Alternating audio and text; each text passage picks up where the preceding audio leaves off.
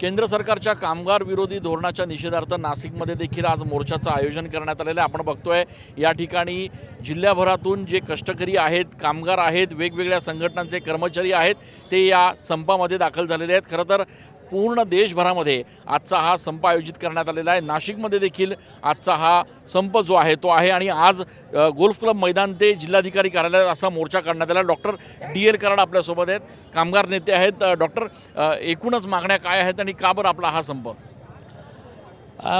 2020मध्ये मोदी सरकारने डॉक्टर बाबासाहेब आंबेडकरांनी जे केलेले 29 कामगार कायदे होते ते रद्द केले आणि कामगाराच्या विरोधातले 4 श्रमसंहिता मंजूर केलेल्या आहेत। ह्या 4 श्रमसंहिताची मागणी कामगार वर्गाने केली नव्हती, देशी विदेशी भांडवलदारांनी ती केली होती आणि हे 4 कामगार कायदे म्हणजे कामगारावर लादण्यात येणारी गुलामी आहे।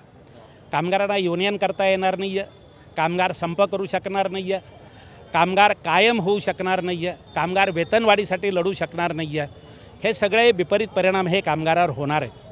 सर्वत्र कंत्राटीकरण करण्यासाठी या कायद्याने मुभा दिलेली आहे। त्यामुळे कायम नोकरी नावाची संकल्पना नेस्तनाबूत होते आणि म्हणून कामगारावर गुलामगिरी लादणाऱ्या ह्या 4 श्रमसंहिता रद्द केल्या पाहिजेत, यासाठी देशामध्ये हा संप होतो। आपण बघतोय की या ठिकाणी हे सगळे कर्मचारी जे आहेत ते मोठ्या संख्येनं संपात सहभागी झालेले आहेत। जिल्हाधिकारी कार्यालयावर हा मोर्चा आलेला आणि या ठिकाणी याचा समारोप करण्यात आलेला आहे। कॅमेरा पर्सन आकाश शेवलेसह मी चंदन पूजा अधिकारी, TV9 मराठी।